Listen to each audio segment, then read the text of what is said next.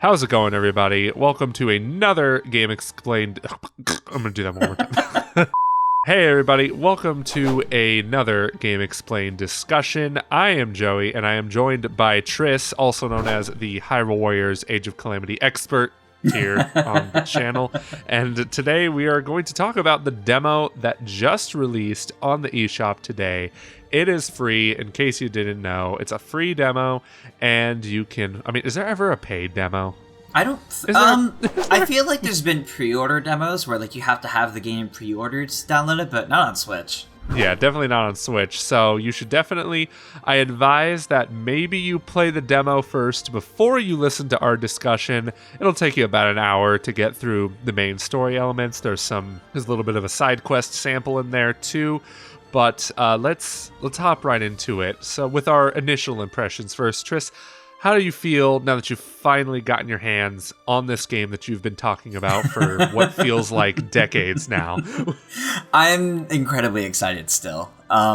Just the hints we got of a demo yesterday, you know, where with Nintendo accidentally leaking its existence themselves. Yeah. I was already really excited for this. I didn't realize it would be dropping like today at first, so that was really exciting, and to be able to jump into it with way more than I was expecting from this demo, it gave me a lot more to really look at, and I'm personally incredibly excited and loving it so far. Very nice. I'm the same way. It's interesting. We were actually just looking at a tweet from somebody that stated that they didn't really seem to like the gameplay as much as a big Hyrule Warriors fan, and I kind of understand where they're coming from, because this is less of a Warriors game than it is it's still a huge Warriors game.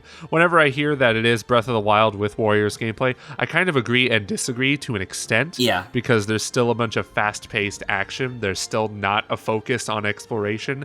But it is a different sort of Warriors game in the sense that, from what I've played of Hyrule Warriors and Fire Emblem Warriors, which are the only two types of games I've played of those, there were what stood out to me most in Hyrule Warriors Age of Calamity is that the map layout is completely unique compared to any Warriors game that I've played, because the bases that you capture, the keeps rather, they're not like just some squares anymore, like literal squares filled with enemies that you just take down. There are still enemies that you take down, but the areas they're in are way bigger. The enemies are placed in different areas. Like, you have those treehouse little camps that were in Breath of the Wild you can destroy. And I think that's really unique in and of itself. And just the rune power-ups in general, too, just totally change anything about like what I've come to expect from a new Hyrule Warriors game. Yeah, it definitely doesn't feel like the Hyrule Warriors 2 that a bunch of people were expecting. Because I know a bunch of people were expecting this to play almost identically to Hyrule Warriors and then just kind of build off of it. But that really isn't the case. And I think majority of people that aren't feeling this are big Hyrule Warriors fans that were expecting that. And I think the people that are looking for more of specifically looking for an extension of Breath of the Wild, but maybe never played Hyrule Warriors, are the ones that are more interested in this. At least more commonly, that's what I'm seeing, more consistently. Yeah, that's what I'm feeling too. And ironically enough, I'm playing this game more for the story than I am, the actual gameplay. Which, who'd have thought we'd be playing a Warriors game for the story? I know, right? That's insane. But before we get into the story, I do want to talk about some of the qualms I have with this game so far. That being the frame rate, especially in the first level, chugs. It chugs so bad. I didn't expect this game to have like a performance mode that has like an uncapped frame rate or anything. I did expect this to be like a 30 FPS game, similar to what the first Hyrule Warriors was on Wii U.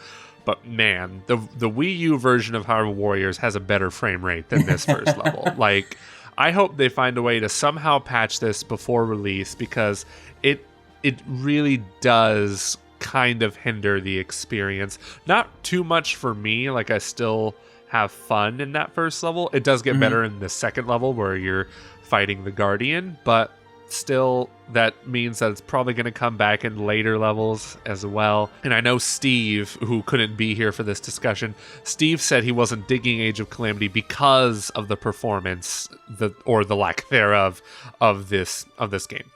Yeah, I definitely feel like what kills the frame rate so much in that first level, in my opinion at least, is all the grass that can be cut and burned.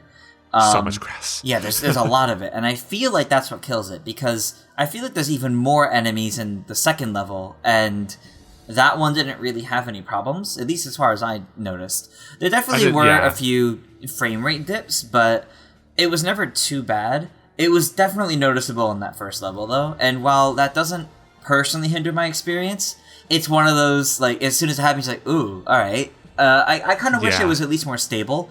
I know some people are upset it's not 60 FPS the whole time, but I would totally settle for a stable 30 if it stayed stable. Yeah, so would I, honestly. And don't worry, we'll get the 60 frames per second patch when the Switch Pro comes out, maybe. I do think, though, that we could probably get a day one patch. Nintendo's kind of been doing that a lot with more of their recent games, some sort of patch like upon release of the game, which, of course, you know, when it comes to demos and review copies and all that people get of games, it makes it difficult because they go through their whole review of the experience, and then day one, look, we fix these things so everyone gets to experience it better day one, and then, you know, you gotta adjust that. I just need, even if it's not a stable frame rate, it just needs to be better more times than it's not.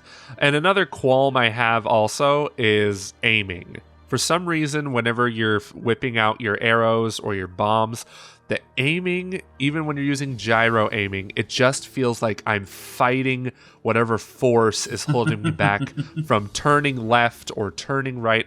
I don't quite understand exactly how it's working, but it doesn't feel like natural, you know? Yeah, I think that's the best way to put it. It doesn't feel natural. It almost feels like there's a slight delay on it, and then it also feels like it doesn't quite match up with what you're trying to do. It is kind of weird. Like, I remember during my stream of it, there were a couple instances where I was trying to shoot the explosive barrels with arrows, and I kept missing because I kept going slightly too far to either direction. Oh, man, yeah. It's so weird. I don't know what the deal is with that. I might have to try it with the gyro aiming off just to see if maybe that's what's screwing it up. Maybe. But other than that does remind me, like, of the Sheikah Slate itself. Not even like the Sheikah Slate, but because Zelda uses that almost exclusively, and I think that's really cool that they made her unique in that regard. She doesn't use like a sword or her fists. She just straight up uses rune powers. In a way, she's kind of like Lana. That was her name, right? In Hyrule Warriors, the first game. That does make her unique, or a little less unique, maybe, if she is kind of like. She's not a skin of Lana. No. She still uses magnesis. She uses what's the ice one called? Cryonis. Cryonis. I was about to say cryo, and I'm like, pyro? What's going on here? But yeah, and even then other characters can use them too. And when those prompts show up on the enemies, where it's like you can use Cryonis to build a block of ice in front of them, and then that hurts them, I think that is so cool. And that just goes to show the creativity that Koei Tecmo has in creating this game. Yeah, definitely. I think it's really neat to see the Sheikah runes like really worked into the moveset, and how it's unique for each character, and how they can even be used as sort of counterattacks to... Yes. Almost like in the original Hyrule Warriors, where larger enemies would use a special attack. Say, Lizalfos starts to breathe fire, and then, if you use a bomb here, you'll like counter its attack, and then the weak point gauge shows up. It's kind of like that, but I think it works really nicely in a way that takes a whole different aspect of your moveset to try to strategically incorporate it, since it's unique to each character in terms of how it actually functions. Yeah, and speaking of the weak point meter, I think that's another thing Hyrule Warriors fans are probably a little PO'd about, is that weak point meter takes a way longer time to go down than it did in the first Hyrule Warriors. And at first I was annoyed by that too, and that is until I actually got to to deplete that meter, and just the attacks were way cooler. Just taking them down. It's way more satisfying and it's way more gratifying. And I can't wait to just keep abusing that system as best as I can. And, they incorporate the flurry rush in there, too, to where it'll be easier to go down if you successfully dodge an attack. I have to say, it reminded me how not good at that I was in Breath of the Wild. I definitely got to. Man, I got to get better with that timing. I think during the stream I was only able to do the flurry rush. I think 3 or 4 times. Yeah, it's actually harder to do it in this game. And I played Breath of the Wild recently. It's actually harder to do it in this game. And I could have sworn multiple times that I was dodging it at the perfect time, but it didn't. So yeah, that's infuriating. But any other comments about the gameplay before we get into the actual story of this game? I love how the gameplay really does feel like a rework of what you had in Breath of the Wild. It doesn't feel like Hyrule Warriors reskinned to Breath of the Wild. And I think that's an important thing to note, because you have so many gameplay elements from Breath of the Wild. Like every character can incorporate the glider into their moveset, for example. Yes. And the only real reason you do that, outside of because it looks cool, is to extend aerial combos. And that's so cool. Yeah, I'm excited to actually continue playing this game when it comes out. Yeah. But now let's talk about the story, which surprised me. Oh, yeah. Very much like what's going on here. So, spoiler alert, if you haven't played the demo, play it before you listen to this part. Or at least watch our video of all the cutscenes. Exactly. Just do that. Or even just watch the intro. That intro is where it gets interesting. So, the game actually begins during the Calamity, during the whole Hyrule's gonna just explode because of Calamity Ganon. Right when Zelda unleashes the Triforce to seal Calamity Ganon for 100 years. Then we get our little white guardian guy, who I didn't even think was gonna be that freaking important to the story. No. He just says, "Oh no, things are bad. I'm going to go back in time."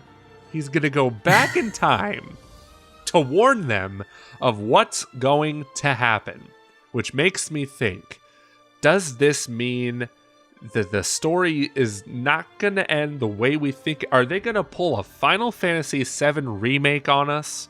What's happening? So, well, I think first off, even though this little egg guardian goes back to warn everyone and try to change the outcome, evidently it also makes it worse because some malice went with it, which is why we have some dangerous things popping up. One could argue this makes a split timeline from Breath of the Wild, but I don't think so. I think just because we didn't see this little egg guardian in the original Breath of the Wild, that doesn't mean the events won't unfold the same way.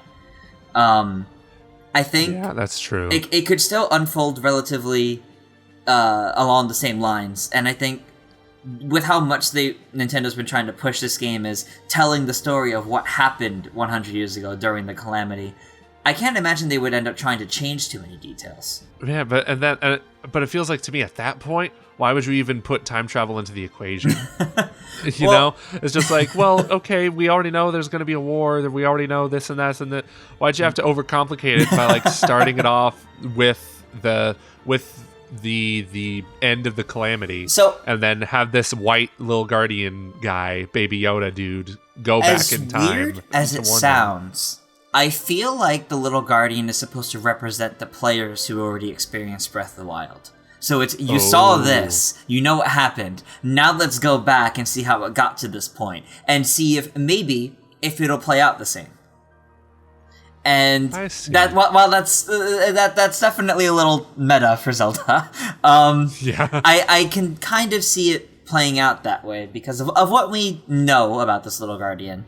It seems part of its plot is uncovering its memories that Robbie and Purah are going to be trying to work on to understand, to kind of figure out what went wrong in that timeline it came from. I see. Yeah, that just gets me more interested in the story, just because it's okay, are they going to do anything different with this story? Are they going to use time travel to their advantage? Maybe even tease at events that will occur in Breath of the Wild 2? I don't know. It's going to be extremely interesting to find out all this information. I was thinking maybe it will be a Final Fantasy VII scenario where the timeline just screws itself more than the Flash does timelines. I do think though that this will end up relatively lining up with what we had in Breath of the Wild. So I think it'll still end about the same, but the exact details, like in the original Breath of the Wild, Zelda saying, "Oh, I'm not much of a fighter." Well, she is in this case because the Sheikah Slate upgrades, and she's not a fighter. Purah talking about not knowing much about the Sheikah Slate. The only thing they could ever activate on it was the camera rune. They'll probably change. Evidently, they're changing those details, but I think the end point is still going to be about the same, but might tease something related to Breath of the Wild too. I hope so. I hope we get a little end credit scene, and then it's Nick Fury. Now, let's talk about... Now, I do want to talk about the voice acting. There's a lot more voice acting in this game, which I love. Mm-hmm. I think Zelda, the Legend of Zelda franchise in general, is slowly making that shift into just fully voice-acted games. Maybe still text-based NPCs, though. I don't think we'll see. It took a while, but it's nice that it's getting there. Yeah, I like that. I like it a lot. I think voice acting, when done correctly, can be really good. And I love to see that a lot of the voice actors, especially the new ones, for Impa, for Purah, for what's his name? It's not Ravio. I know you messed me up on Discord. It's Robbie. Robbie. Okay, yeah. So those voice actors do a real good job. I'm curious to see the cast because I follow voice actors a lot, so I'm friends with a few of them too. So who knows? Nice. Maybe I know one of them. Yeah, I'm hoping majority of the cast are the same from the original Breath of the Wild in terms of the characters that are between the two. I think it sounds mostly like most of the cast is returning. Like that's definitely Patricia Summerset. Yeah, that's definitely the same Zelda. Yeah. From what we've heard of the trailer, I know Rivali and Urbosa sound the same. I know people have been saying Mipha and Daruk sound different, but it might be more of just, now that time has passed, these voice actors have gotten more comfortable with their characters. And maybe voice direction is a little different. Because I think they sound the same to me. But I do think Mipha actually does sound different, actually. Yeah, like maybe it sounds a bit more confident in her character now that she's gotten the chance to explore it with one game. Yeah. But I think that about does it for our this little discussion on Hyrule Warriors Age of Calamity. Any final thoughts before we close the show? I'm scared for how many Koroks there actually will be, because there's a lot in that demo alone. God, you just reminded me. When I saw that Korok, I was like, no! Go away! Get out of here! At the time of this recording, I have found 4 in the first level alone, and 2 in the second level. I don't know how many more there are, but evidently there's something for getting them, because even the game's like, maybe you'll get something nice for getting them all. Oh gee, I wonder what it could be. Anyway, thank you guys so much for watching this discussion here on Game Explain. I'm Joey, that is Triss. Be sure to subscribe to Game Explain and hit that notification bell for more videos on Hyrule Warriors Age of Calamity leading up to its release, along with videos about other games as well, such as PS5 coverage, Xbox Series X coverage. We got all the good stuff here. Now, until next time, bye.